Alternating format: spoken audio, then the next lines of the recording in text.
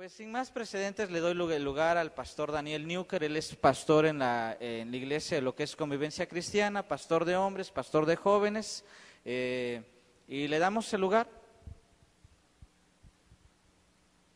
Muy bien, muchas gracias. Pero requete, muy buenos días, ¿cómo estamos? Ay, gracias. ¿Cómo estamos?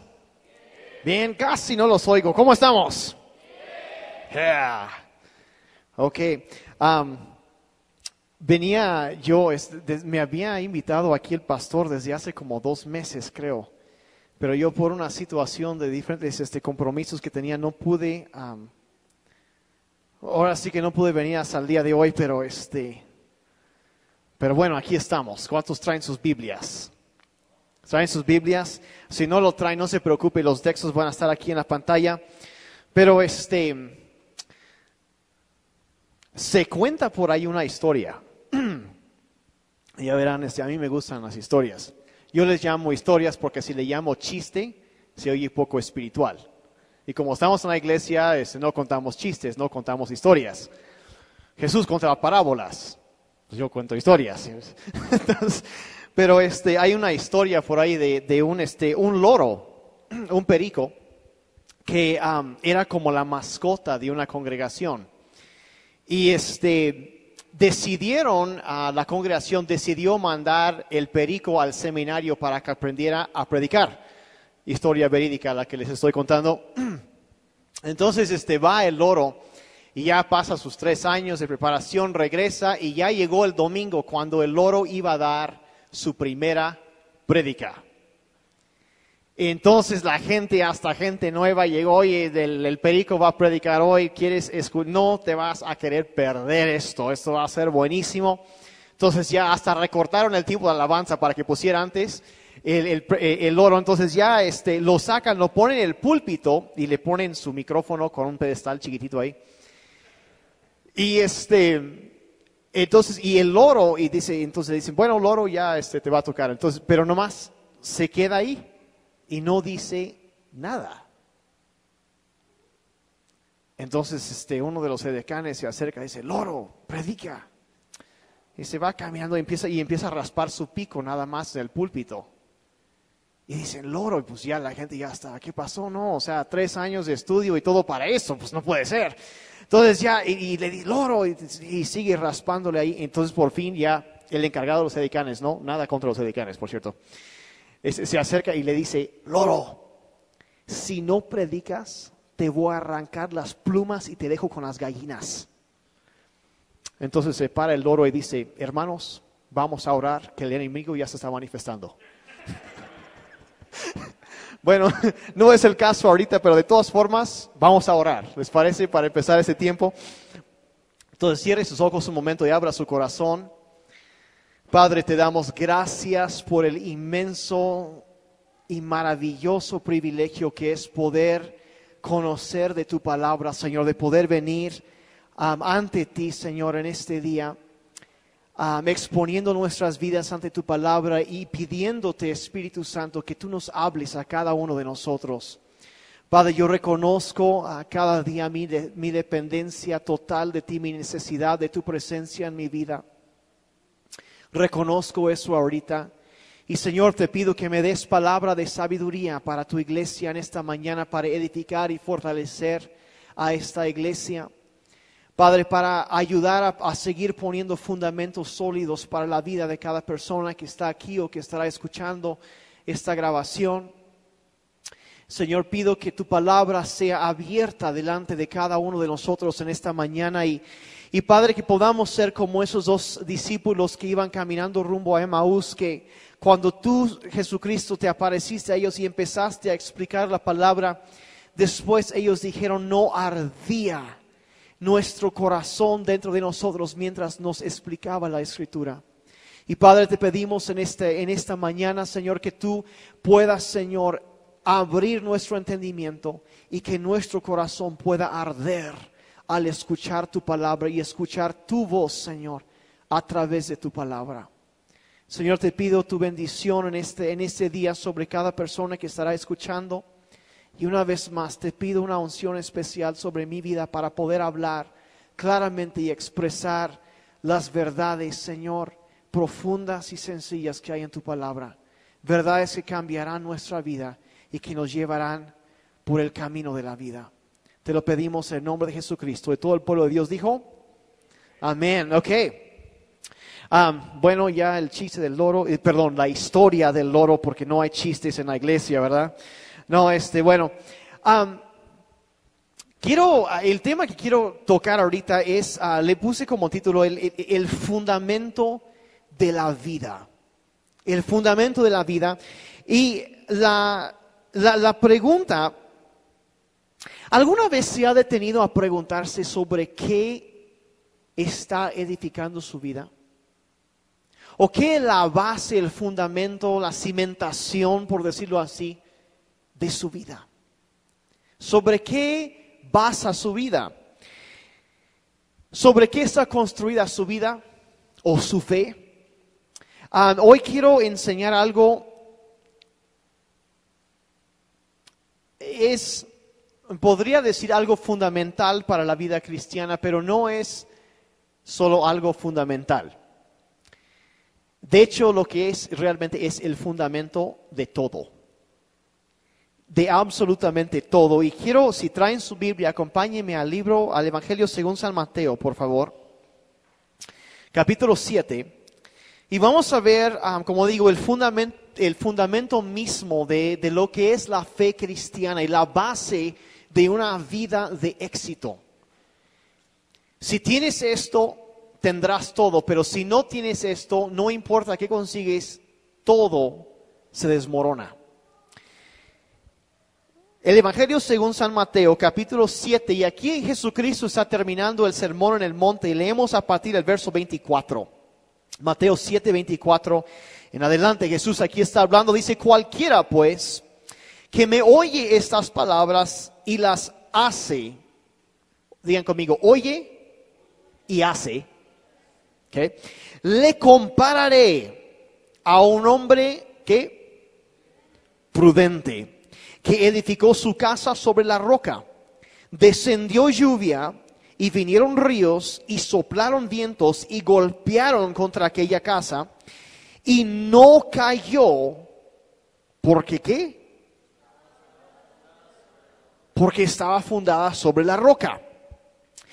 Pero, entonces aquí Jesús muchas veces hace comparaciones, dice, pero, y lo contrasta, ¿cómo sería la vida de una persona que no hace lo que Jesús dice? Dice: cualquiera que me oye estas palabras y no las hace, le compararé a un hombre insensato que edificó su casa sobre la arena, y descendió lluvia y vinieron ríos y soplaron vientos y dieron con ímpetu contra aquella casa. Y el resultado fue aquí. Dice: cayó y fue grande su ruina. Ahora, si encontramos, si vemos esto, los dos oyeron el mismo mensaje. Y los dos enfrentaron las mismas pruebas en la vida. Dice: descendió lluvia, vinieron ríos, soplaron vientos y golpearon contra aquella casa. Pasó lo mismo con los dos. Pero la diferencia entre el resultado final fue si hacían o no hacían lo que Jesús estaba enseñando. O sea, lo que la Biblia enseña.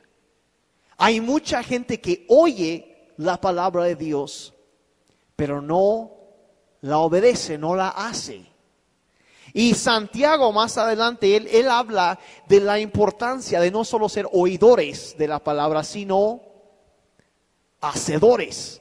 Y es más de lo mismo. Entonces es un tema que encontramos, y lo que quiero mencionar ahorita muy rápidamente son 3 verdades centrales de la Biblia, que son parte del fundamento de la fe cristiana. Y si tú entiendes estas cosas, muchas cosas se van a aclarar en tu mente, pero si no las entiendes o no las haces caso, serás a lo mejor como el segundo, que tuvieron problemas y después hubo problemas en su lo que él estaba construyendo. Y la primera verdad central que encontramos, y esto lo encontramos a través de toda la Biblia, es eso. Número uno, es que la fe demanda acción.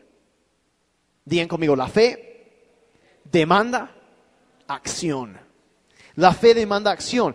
Ok, una cosa, todo el mundo sabe, una cosa es oír y otra cosa por completo es hacer. Es muy fácil oír, pero otra cosa es hacer. Uno puede tener conocimiento intelectual de las cosas que voy a estar enseñando ahorita. Pero si no las hace, Jesús dijo, no tiene fundamentos. ¿Sí me estoy explicando? Es muy sencillo. La vida cristiana no es una cosa muy complicada. A veces la complicamos. ¿Sí? A mí me gusta la enseñanza de Jesucristo porque el Sermón en el Monte, él podía agarrar cuestiones teológicas muy profundas y explicarlos de una manera muy sencilla. Y eso me impresiona. Aquí hoy en día hay mucha gente que toma un término, alguna cosa muy sencilla y la explica de una manera tan profunda que no sabes ni qué dijeron después. No, y de eso no se trata el asunto. La cosa es llevarlo a la práctica. La fe demanda acción. Santiago 2, verso 17. Aquí dice el apóstol, dice, así también la fe, dice, si no tiene obras, es muerta en sí misma. Y lo que está diciendo ahí, porque la gente sabe que somos salvos por fe, por gracia, mediante la fe, pero la cosa es, si la fe que profesamos tener no tiene obras de acuerdo, si no hay una respuesta práctica, esa fe no es una fe viva y no puede salvar. Entonces, la fe demanda acción. Y toda enseñanza de la Biblia demanda una respuesta de parte de nosotros. Y por ejemplo, en el libro de Hebreos, capítulo 6, hay una lista de lo que son las 6 doctrinas fundamentales de la fe cristiana. Por ejemplo, el arrepentimiento, el bautismo, esa cuestión de cosas, la fe en Dios. Y uno oye, por ejemplo, y a veces piensas, no, pero yo sé que hay enseñanza, a lo mejor estás pensando que no es muy práctica. Si hay cosas teológicas o doctrinales que como que a mí yo no sé cómo aplicarlo. Por ejemplo, si se para alguien y se pone a hablar del anticristo, ¿sí? Y dices, ¿qué aplicación tiene eso para mi vida? No lo soy. Bueno, yo no soy el anticristo, ¿no? Bueno, entonces, ¿qué aplicación tiene para mí? Aún una doctrina así, o una enseñanza así, tiene una aplicación. ¿Por qué? Porque un día va a venir. Y debes saber reconocerlo y debes portarte de tal manera que no seas de su bando. ¿Sí me explico? O sea, tiene una aplicación, tiene algo que... Entonces, hay todo eso. Si hablamos, por ejemplo, ahí en Hebreos 6:2, habla del juicio eterno, la doctrina del juicio eterno, del infierno y del cielo. Ahora, cuando se enseña sobre el infierno, que no se hace muy seguido, es como la doctrina olvidada, creo yo, pero lamentablemente podríamos enseñar sobre eso algún día. Está bien como en abril, cuando hace así calor, así. Bueno, es otro día. Ese ahí, si hablan aún en diciembre, en enero, aún así la gente siente calientita, así como que. Pero bueno, no voy a hablar del infierno hoy, eso es otro tema. Queda pendiente. Pero habla acerca del infierno, tiene una aplicación. Haz lo que sea necesario para no ir ahí. ¿Sí? En Lucas 16, el hombre que murió, ¿se acuerdan? El hombre rico y Lázaro, y dice, manda a alguien a mis hermanos para decirles para que no vengan. Tus parientes no quieren ir al infierno. Hay que hacer algo en respuesta a la doctrina de juicio eterno. ¿Sí me estoy explicando? Hay que actuar en respuesta a las doctrinas. Entonces la fe demanda acción. Entonces toda la enseñanza realmente no es algo seco y aburrido, inaplicable. Es algo práctico, algo relevante. Ahora, y la acción por nuestra parte revelará la presencia de fundamentos en nuestra vida.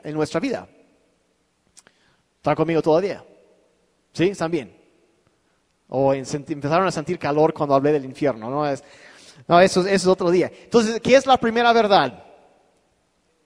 Que la fe demanda acción. La segunda verdad que quiero ver ahorita es eso, número 2. La Biblia compara la vida cristiana con la construcción de un edificio. ¿Qué tiene eso que ver para mí, güey? La Biblia compara la vida cristiana con la construcción de un edificio. Vean esto. Una y otra vez, y nada más voy a dar unos ejemplos de esto. Judas 1:20, y claro, esto aquí no es Judas Iscariote, es el otro Judas. Judas 1:20 dice, edificándoos sobre vuestra santísima fe. ¿Sí? ¿Vean eso? Edificando sobre la fe.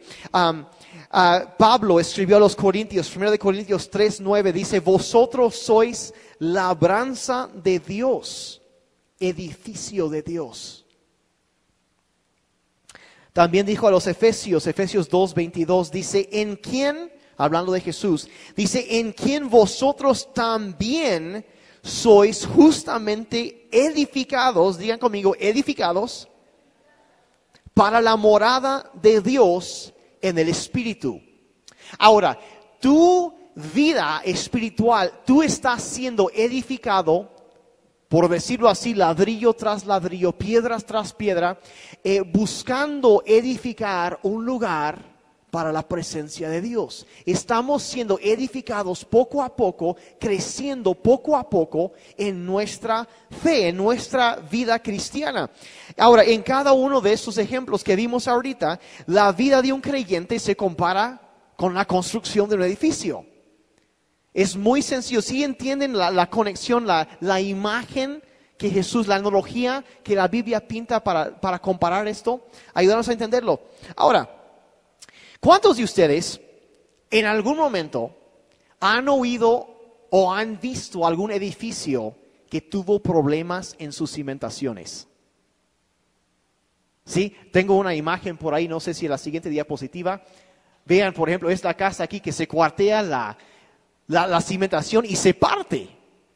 O cuántos no hemos oído historias, no, sino vivirlo ahora sí que en carne propia de algún por ejemplo, de alguna constructora poco ética que construye un montón de casas y los vende y todo bien así con su aplanado y así, pero por dentro ni fundamentos tienen. Y después de un par de años ya todo se está cuarteando, hasta es un peligro para entrar ahí. ¿Por qué? Porque no construyeron bien, no hay fundamentos. Ahora, ¿estarían de acuerdo si yo dijera lo siguiente, que la calidad de los fundamentos determinará la calidad del edificio? Sí, estoy más o menos centrado, tengo un poco de trasfondo en construcción aquí. Yo aprendí a pegar tabique cuando tenía 7 años de edad. Mi papá era misionero y se dedicaba a construir iglesias, construyó más de 30 iglesias en el norte del país. Y yo fui su chalán. Y yo aprendí a mezclar mortero cuando tenía como 6 años, 7 años empecé a pegar tabique. Mi papá me enseñó el bloque y después usaban, pues pesaba más, entonces ya eso como a los 10 años ya. Pero es el mismo. Entonces aprendí esas cosas, después trabajé un poco de diseño y esas cosas, pero el asunto es que si tú tienes, por ejemplo, supongamos que pones un fundamento sólido, fuerte, aunque tenga la posibilidad de cargar más, uno puede poner, por ejemplo, una planta y usarlo. Y después, si quiere, puede seguir edificando hacia arriba, porque los fundamentos, las cimentaciones están listas, preparadas y suficientemente fuertes para soportar el peso del edificio. ¿Sí? Ahora, si la vida cristiana o la vida es comparada con un edificio, la pregunta entonces que llegamos de reflexión aquí, ¿qué es el fundamento de tu vida? ¿Sobre qué estás edificando tu vida?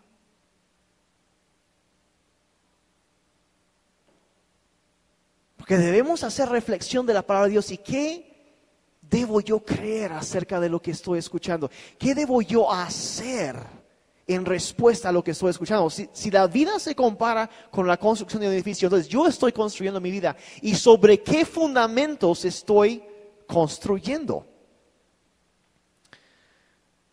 Bueno, la Biblia dice qué es lo que debe ser el fundamento. Y esto nos lleva a la verdad central número 3, que es esto. Jesucristo es el fundamento. Digan conmigo, Jesucristo es el fundamento.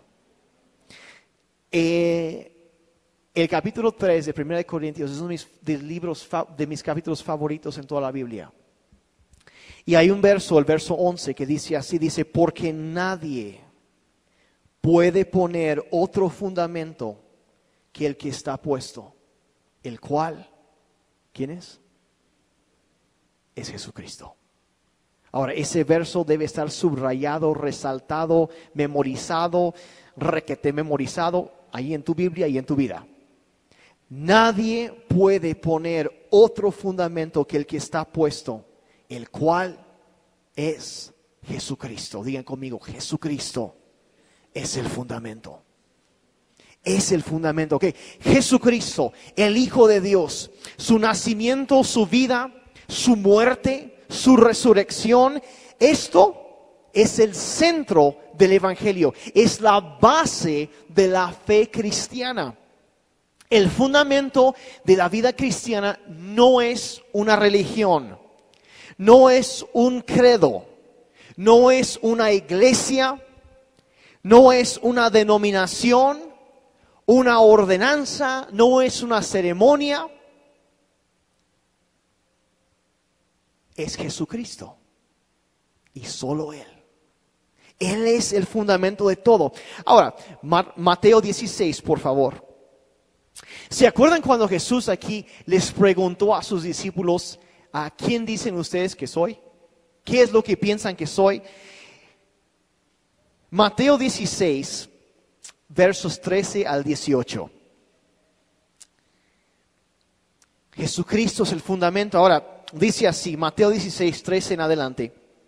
Dice, viniendo Jesús a la región de Cesarea de Filipo, preguntó a sus discípulos, diciendo, ¿quién dicen los hombres que es el Hijo del Hombre?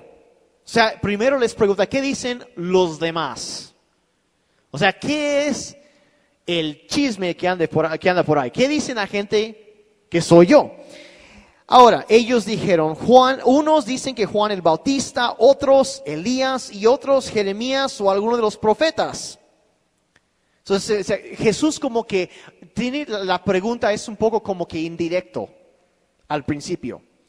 Pero luego viene aquí y luego dice, Él les dijo, ¿y vosotros? ¿Quién decís que soy yo? Y respondiendo Simón Pedro dijo, tú eres el Cristo, el Hijo del Dios viviente. Y entonces le respondió Jesús, bienaventurado eres Simón, hijo de Jonás, porque no te lo reveló carne ni sangre, sino mi Padre que está en los cielos. Y yo también te digo que tú eres Pedro, y sobre esta roca edificaré mi iglesia, y las puertas del Hades no prevalecerán contra ella. ¿Cuántos miembros de la iglesia de Cristo hay aquí? ¿Sí? ¿Soy el único? 3, 5, 10. ¿Cuántos cristianos hay aquí? A ver, miembros de la iglesia. Ok. Las puertas del infierno no prevalecerán contra ti. Ok. Pero no estoy hablando de eso ahorita. Nada más saboreen esa promesa por un momento. No importa qué quiera desatarse del infierno en contra de nosotros, no prevalecerá. Amén. Están bien serios. Están recibiendo. Todos están escuchando. Okay. Nadie se ha dormido todavía así. Ahora, quiero hacer nomás una reflexión muy rápida sobre este pasaje. Cristo ahí le dice a Pedro, dice, tú eres Pedro. Y en griego la palabra Pedro es Petros, que significa piedrita. Es la versión diminutiva de Pedro, de piedra, es una piedrita. Tú eres Pedro, Petros. Y sobre esta piedra, y aquí es Petra, que significa, es la versión grande de piedra, o sea, una roca.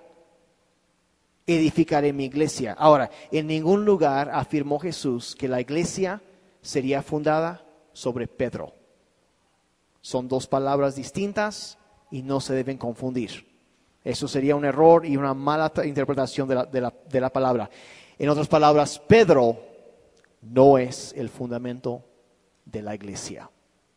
Pedro mismo dijo, aguarden un dedo ahí en Mateo 16 y vayamos a Hechos 4. Pedro mismo aquí hablando dice, hablando del Señor Jesucristo, dice, y en ningún otro hay salvación, porque no hay otro nombre bajo el cielo dado a los hombres en que podemos ser salvos. Hablando de Jesucristo, no hay otro nombre bajo el cielo dado a los hombres en que podamos ser salvos. ¿Sobre qué roca hablaba Jesús? Yo creo que él sobre esta roca, hablando de sí mismo, de la fe en Jesucristo. Y el Señor Jesucristo es entonces la roca verdadera y eterna, en quien hay salvación. Y quien edifica su vida sobre este fundamento, esta roca, puede decir como David dijo, Salmo 62, verso 6, Él solamente es mi roca y mi salvación. Él es mi refugio, no resbalaré. Amén. Él es, ¿cuántos pueden decir? Él es mi roca y mi salvación. Es mi refugio y yo no resbalaré. Si tú estás sobre la roca, no resbalarás. ¿También? ¿Todos están conmigo todavía? Nadie se ha dormido. Y si alguien se duerme y se olvida y ya no se dan cuenta de, ¿sí? El que está junto está autorizado. Imposición de codo. Ahora, la pregunta llega a ser entonces, porque regresamos, ¿qué era la primera verdad que vimos? Que la fe demanda acción. Ahora, tú acabas de aprender que Jesucristo es la roca. Y quien pone su vida, que puede decir eso, Él solamente, solo Él es mi roca y mi salvación. Bueno, ¿qué debe uno hacer con ese conocimiento? Bueno, ¿tienen un dedo ahí todavía en Mateo 16? Sí, ya está medio raro el color del dedo, pero ahí que regresamos. Eso es cuando Jesús y Pedro se paran de cara a cara y le dicen tú, y Pedro le dice, tú eres el Cristo, el Hijo del Dios viviente. Ahora hemos visto que Cristo es la roca. Pero la experiencia que tuvo Pedro no es algo abstracto, algo aislado, algo que no tiene aplicación para nuestra vida. Pedro tuvo aquí una experiencia personal y definitiva. Digan conmigo, personal y definitiva. Personal y definitiva. Personal y definitiva. Personal y definitiva. Él tuvo una experiencia personal definitiva. Hubo 4 etapas o pasos sucesivos en su experiencia. Y los vamos a examinar muy brevemente, viendo qué significa fundar tu vida sobre la roca. ¿Cómo puedes plantar tu vida sobre la roca que es Jesucristo? Ahora, quiero entrar en esto. A veces uno tiene, yo no creo que uno nada más enseña la Biblia para informar. Yo no enseño para informar. Yo enseño a veces para dar información, pero enseño con el fin de transformar. Que haya un cambio en nuestras vidas después de. Ahora, a veces tenemos que informar para poder transformar, pero vamos a la práctica. ¿Qué debemos hacer? Y hay nada abstracto, nada teórico, intelectual en todo esto. Cada paso es una experiencia personal y ¿qué? Definitiva. Otra vez. Y definitiva. Ok. El primer paso, digan conmigo, es eso. Número 1, confrontación. Confrontación. Si hubo un momento cuando Pedro y Jesús se pararon de cara a cara y la pregunta fue planteada, ¿y tú quién dices que soy yo? Sí, podemos hablar de otros, pero si hay un momento, y si hay muchos que hablan acerca de quién es Cristo, pero habrá un momento donde esa pregunta se hará concretamente en tu vida. ¿Qué piensas tú de Cristo? La confrontación. Es el primer momento. El día de ayer estaba yo en un congreso en la Ciudad de México, y estaba yo hablando con unas personas, unos empresarios, y entre ellos había una señora que era en el departamento de desarrollo humano de una de las empresas más, ahora sí que una empresa muy grande, muy importante a nivel nacional, aquí en México, que todos reconocerían si dijera el nombre. Y ella era una conferencia sobre liderazgo, y entre las cosas que hacen, pues la gente pues conoce y intercambian tarjetas. Y estaba en la mesa donde estábamos todos platicando, y pues ya cuando llegó mi turno, cuando estábamos presentando, pues ¿tú qué haces? Yo soy un pastor. Y de entrada, algunos se sacaron de onda, ¿por qué estás estudiando principio de liderazgo? Yo, porque pues allí en la iglesia, más que inclusive en un negocio, es liderazgo puro. Porque no tienes la palanca de lo que el patrón a veces tiene, ¿no? O sea, tienes que conectarte con la gente y ser un líder. Pero esta persona, cuando se enteró que yo era un pastor cristiano, ella de inmediato me dice, ¿tú has leído toda la Biblia? Digo, pues sí, algunas veces. Y dice ella, así, y yo sin decir nada, ella empezó a sacar y dice, pues yo creo que la Biblia es un libro muy interesante, dice. Tiene muchas cosas muy buenas, dice, pero a mí me cuesta mucho eso de que dicen que es la palabra de Dios. ¿Cómo puede ser eso? ¿No fue escrito por hombres? No, pues a esas alturas ya habían varias personas en la mesa que todos empezaron a juntarse y a ver cómo va a responder, ¿no? Entonces le digo, bueno, ¿te puedo hacer unas preguntas? Pues sí, ahí estamos. Bueno, ¿crees que los hombres pueden hablar verdades? Y dice ella, pues a lo mejor y sí. Le digo, no, o sea, en serio, si no lo creyeras no estarías en el Congreso escuchando principios sobre liderazgo, porque crees que la persona que está hablando aquí va a enseñar algo verdadero y lo vamos a poder aplicar en nuestra vida y crecer como personas, ¿verdad? No, pues sí. Ok, bueno, si la Biblia tan siquiera fuera escrito por hombres, pues deberíamos por lo menos escucharla, ¿no? Porque pues sí o sí contiene algo. Dice, bueno, está bien, contiene algo de cosas verdades y buenas, pero ¿cómo puede ser de Dios? Eso se me hace casi una jalada, pues, o sea, ¿cómo? Le digo, bueno, te voy a contar otra cosa y luego te voy a hacer unas otras preguntas. Está bien, dice. Entonces empecé a hablar del profeta Isaías. Generalmente se considera que él dio sus profecías alrededor de 740 años, o sea, casi 3/4 de un milenio antes del nacimiento de Jesucristo.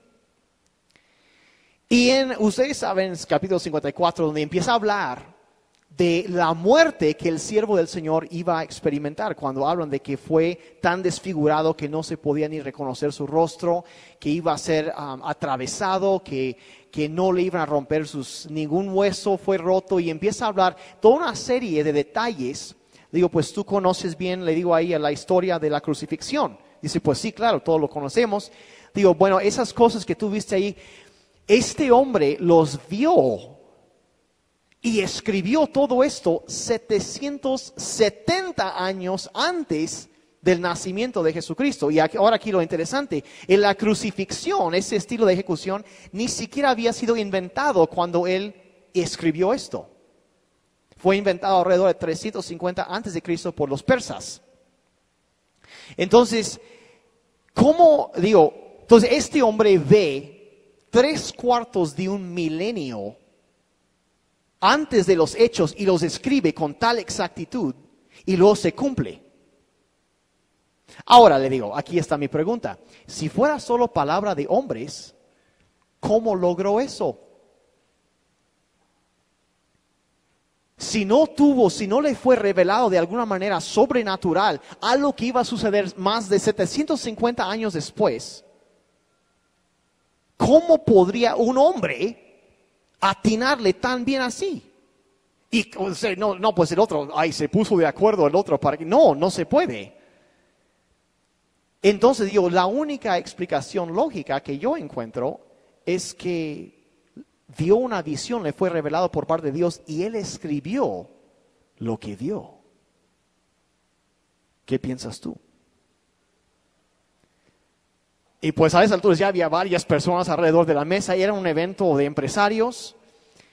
Y en eso uno de ellos, dueño de una empresa, dice, yo leí ese pasaje en Isaías una vez. Es cierto, no lo había conectado, no lo sabía. Digo, ahora, bueno, entonces puede ser cierto que la Biblia sea verdad. ¿Qué deberías hacer tú cuando la lees?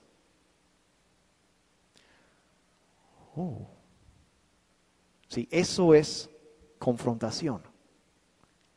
Donde llega un momento en que tú tienes que decir, ¿cómo voy? ¿Qué dices tú? Sí, un momento donde la pelota queda de tu lado de la cancha y tienes que hacer algo. ¿Sí me explico? Y estas 4 etapas que vamos a ver ahorita sucede para toda la gente, en alguna manera u otra. Pero algunos se quedan en alguna etapa u otra. Esa señora se fue, como dirán por ahí, con una piedrita en su zapato. ¿Qué voy a hacer con la Biblia? Así de sencillo.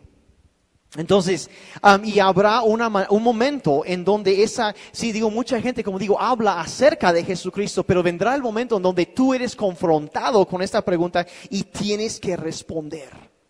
¿Qué vas a hacer con esta confrontación? ¿Qué dices tú? Y mucha gente dice, no, pues mis papás eran cristianos y eran personas buenas y pues qué bueno para ellos. Pero Dios no tiene nietos. Sí, yo no encuentro nietos de Dios en la Biblia. Yo encuentro hijos e hijas. Pero cada uno, qué bueno para tus papás. Pero cada uno dará respuesta de sí a Dios. ¿Qué vas a hacer? Eso es confrontación. El segundo paso, la segunda etapa, número 2, después de la confrontación, es la revelación. Digan conmigo, revelación. ¿Sí? Es una revelación, aquí vemos que una revelación personal y directa fue dada por parte del Espíritu Santo a Pedro. ¿Sí? Porque Jesús le dijo, no te lo reveló ni carne ni sangre, sino mi Padre que está en los cielos. O sea, fue una cosa, y eso es, y entonces la gente a veces pregunta, bueno, ¿es posible? Pedro allí estaba parado, Jesús estaba parado frente a él y pues bueno, neta, Jesús no está parado aquí enfrente de mí en este momento. Era muy fácil para Pedro tener esta clase de revelación, de entendimiento, pero es posible que hoy en día una persona tenga o conocer a Jesús de la misma manera directa y personal que Pedro tuvo en ese día. Sí, claro que sí se puede. Y por 2 razones. Primero, no fue Jesús, porque piensa, no, pues si lo viera así de carne y sangre, así. Pero no fue su naturaleza humana lo que fue revelado a Pedro. Sí, Pedro llevaba años de conocer a Jesucristo, ¿sí? Él conocía al carpintero. ¿Sí me explico? Sí, había caminado, había comido con él, lo conocía como persona.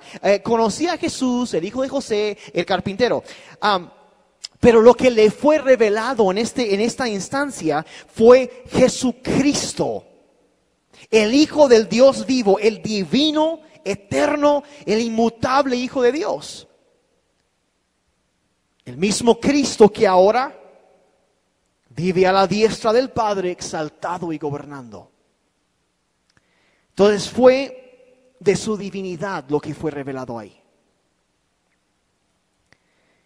Y este Jesús puede ser revelado a los que le buscan hoy en día también. La segunda razón que una persona puede conocer a Jesús también así es que la revelación no vino por carne ni sangre. ¿Qué significa eso? No vino por medios sensoriales, físicos, que uno podía ver físicamente o tocar. No, dice, no vino así. Fue una revelación espiritual. Digan conmigo, espiritual. Espiritual. Obra del Espíritu Santo. Y el mismo Espíritu que hizo esta revelación a Pedro, hoy en día está en el mundo, revelando a Jesucristo. Acompáñenme a Juan 16, verso 13, por favor. Juan 16, 13 y 14. Ya pronto voy a terminar. Primer aviso. ¿Sí saben que cuando un predicador dice que voy a terminar, ¿sabe qué significa? Nada. Sí, y es bíblico, o sea, yo casi, porque en Efesios, creo no es Efesios, Filipenses, 5 capítulos. Al principio del capítulo 3, Pablo dice, y finalmente, hermanos, y siguió otros 2 capítulos. Entonces ahí está, ya no sé, entonces primer aviso, en todas las palabras, y finalmente, hermanos míos, que vamos... Juan 16, versos 13 y 14. Estamos hablando del Espíritu Santo que reveló la divinidad de Jesucristo. ¿Quién era Jesucristo? A Pedro. Dice, pero cuando venga el Espíritu de verdad, Cristo aquí está prometiendo esto a sus discípulos. Cuando venga el Espíritu de verdad, Él os guiará a toda la verdad, porque no hablará por su propia cuenta, sino que hablará todo lo que oyere, y os hará saber las cosas que habrán de venir. Él me glorificará, porque tomará de lo mío y os lo hará saber. O sea, Él te hará saber acerca de Jesucristo. Y esta experiencia personal con Jesucristo, el Hijo de Dios, revelado por el Espíritu Santo, reconocido y confesado, es el fundamento de la fe. Primero, confrontación. Después, ¿qué? Revelación. Ahora, todo se basa sobre esto. Los credos, las opiniones, las denominaciones, las congregaciones pueden cambiar. Las cosas que los hombres a veces cambian, pero esta roca sólida de la salvación, únicamente por medio de la fe en Jesucristo, es algo eterno que jamás cambiará. Nunca cambiará. Y cuando una persona edifica su vida sobre este fundamento, nada, absolutamente nada te podrá derribar. Primero, confrontación. Segundo, revelación. Y número 3, reconocimiento. Digan conmigo, reconocimiento.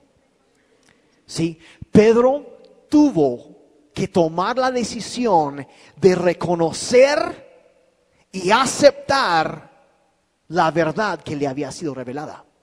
Sí, aquí es donde vemos tanto la gracia de Dios operando como el libre albedrío del ser humano. Y aquí es donde mucha gente se queda atorada. Viene el Espíritu Santo, les extiende gracia, empieza a tocar su corazón. Y eso es como Pablo decía, dice, cuando éramos aún pecadores, Cristo murió por nosotros, nos amó primero. Él extendió su gracia, y ustedes saben que el arrepentimiento, inclusive el primer paso que uno debe tomar hacia Dios, comienza no con nosotros, comienza con la obra del Espíritu Santo en nosotros. Porque el ser humano es completamente incapaz de hacer lo bueno fuera de la obra de Dios y la gracia de Dios en su vida. No puede. Tiene una naturaleza tan torcida, tan depravada, que escoge el mal. Pero cuando viene la gracia de Dios y empieza a venir esta revelación del Espíritu Santo, viene esta confrontación, la revelación donde dice, ¿sabes qué? Esta es la verdad y habrá un día de juicio eterno y tienes que responder. Pero Pedro aquí tuvo que aceptar y reconocer que esto era la verdad. Mucha gente hoy en día llega todo hasta este paso y lo rechazan.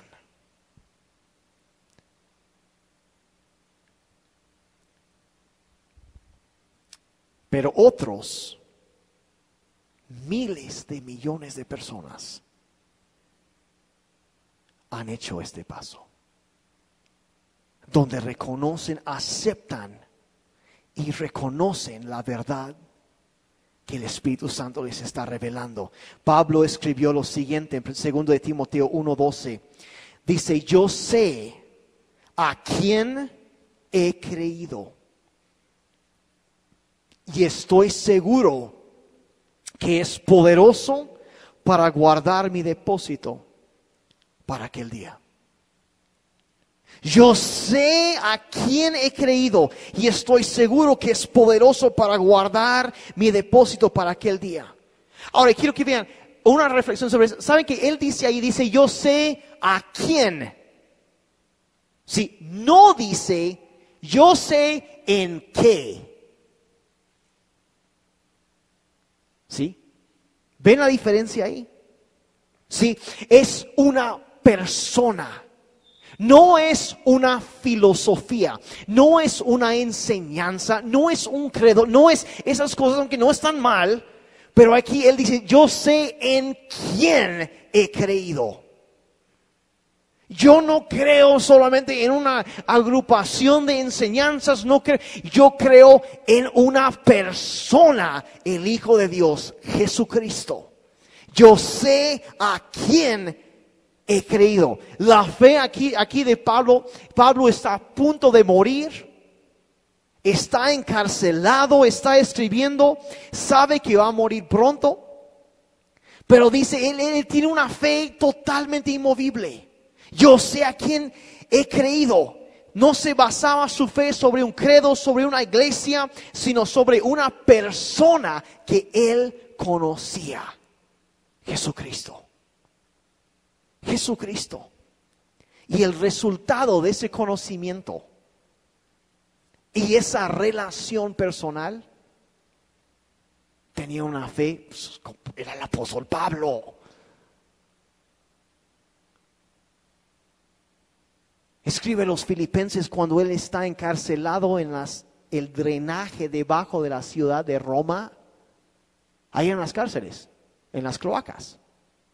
Enterrado en excremento, dicen, hasta sus hombros. ¿Y qué les dijo a los de Filipos? Regocijaos. Y una vez más les digo, regocíjanse. ¡Qué actitud! ¡Qué fe! ¡Qué esperanza!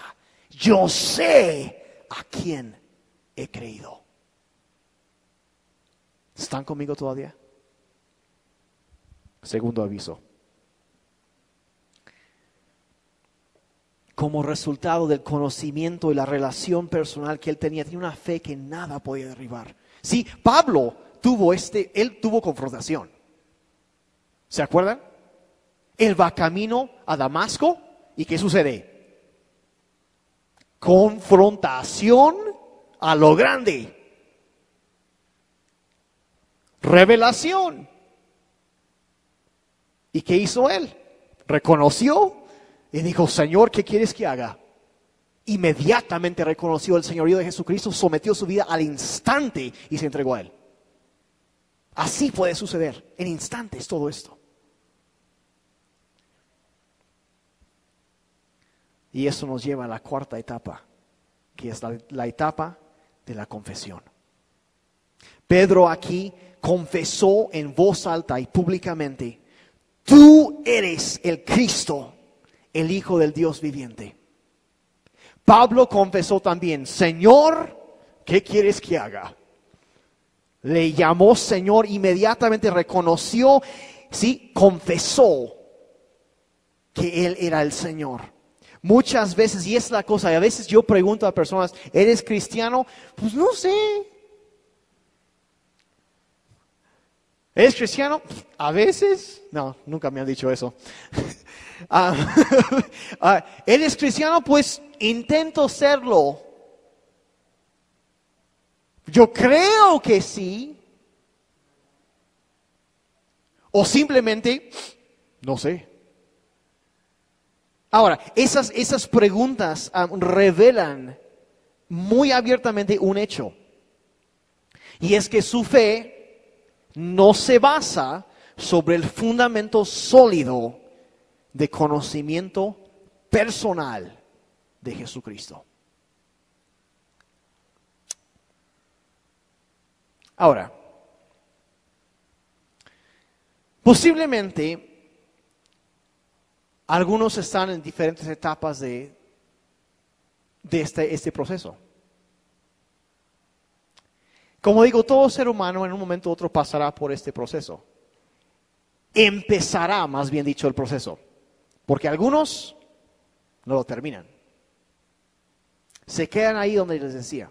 Lo rechazan. Algunos ni siquiera quieren permitir nada. Viene alguna persona que quiere hablar sobre Dios y se cierran. Pero la pregunta que yo tengo que hacer hoy, si yo les hiciera esa pregunta: ¿qué dices tú de quién es Cristo? O te preguntara: ¿eres un cristiano? ¿Cuál sería tu respuesta? ¿Cuál sería tu respuesta? Y si no has empezado con este proceso, ahorita mismo vamos a empezar el proceso.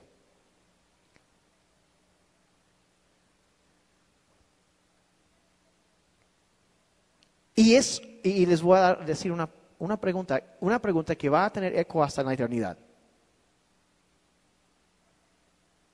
¿Qué harás con Jesús, el Cristo? Acabas de ser confrontado. El proceso ya empezó. ¿Qué harás con Cristo? ¿Quién es Cristo? ¿Qué es?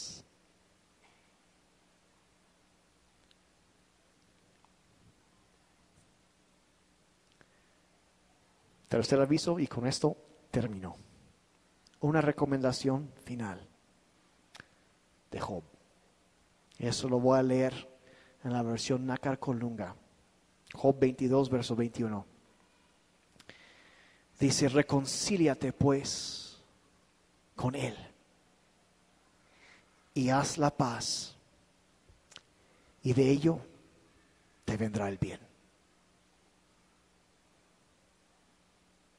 Reconcíliate pues con Él y haz la paz, y de ello te vendrá el bien.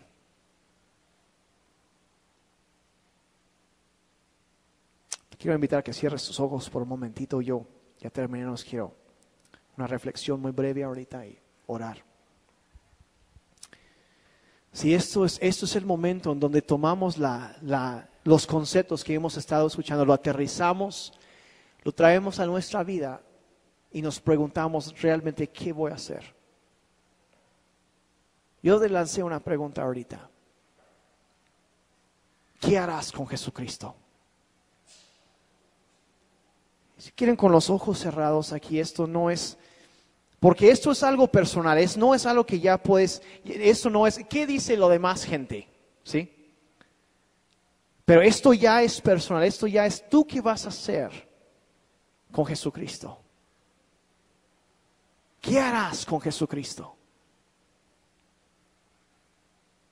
Posiblemente hace muchos años tú ya pasaste por eso y quizá tú ya inclusive ya confesaste a Jesucristo como tu Señor y Salvador. Pero te pregunto ahorita, ¿sigue siendo tu Señor? ¿O has permitido que otras cosas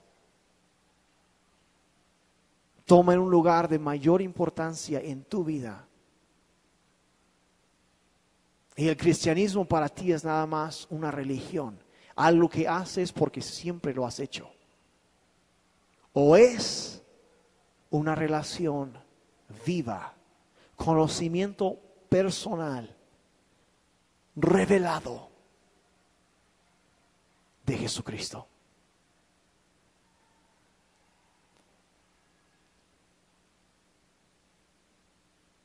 ¿Qué harás tú con Jesucristo? ¿Qué harás? ¿Serás como Pedro, como Pablo, que reconocieron? ¿O rechazarás? Si es tu decisión. Y Dios extiende su gracia, extiende conocimiento. Trae luz a nuestra vida. Pero ¿qué vas a hacer tú como respuesta?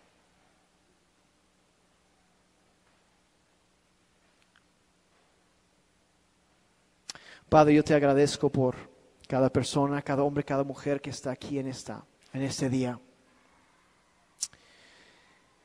Señor, yo dependo, Señor, de la obra de tu Espíritu Santo en nuestras vidas, trayendo entendimiento, trayendo luz, inclusive revelación de tu palabra a cada persona. Padre, mi oración por cada hombre, cada mujer que está aquí o que estará escuchando esta grabación, Señor, sea aquellos que ya han sido confrontados, que al reflexionar sobre esto ellos puedan reconocer, Señor, quién eres tú y confesarte.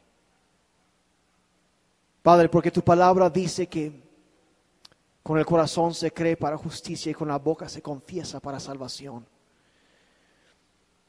Eso de creer, el aceptar, el reconocer, el creer en el paso 3 y el confesar en el paso 4, Señor, que hablamos ahorita, que produce salvación. Mi oración por ellos es que sean, Señor, sensibles a la voz de tu Espíritu Santo y a tu palabra y puedan responder y encontrar esa vida, Señor, el bien que tú prometes cuando nos reconciliamos contigo. Padre, yo bendigo a estas personas, bendigo esta congregación, bendigo a sus pastores. Padre, pido que toda riqueza espiritual sea derramada sobre esta congregación. Señor, yo te pido que sigas bendiciendo, guardando, fortaleciendo, llevando adelante tu obra en este lugar. Padre, fortaleciendo, Señor, poniendo ese fundamento tan sólido que es la fe en ti, Señor, en el centro de nuestras vidas, de cada persona. Padre, y que podamos edificar un edificio fuerte, algo que pasará la prueba del tiempo y algo en el día de juicio, Señor, que será algo que pasará el fuego y saldrá reluciente. Yo bendigo la vida de que esas personas, guárdalos, cuídalos y Padre, gracias una vez más por tu palabra y por la operación de tu Espíritu Santo en nuestras vidas. En el nombre de Jesucristo. Todos dijeron amén. Muchas gracias por su tiempo. Espero no haberlos cansado demasiado ahorita y los dejo con el pastor para terminar este tiempo. Muchas gracias y que Dios los bendiga.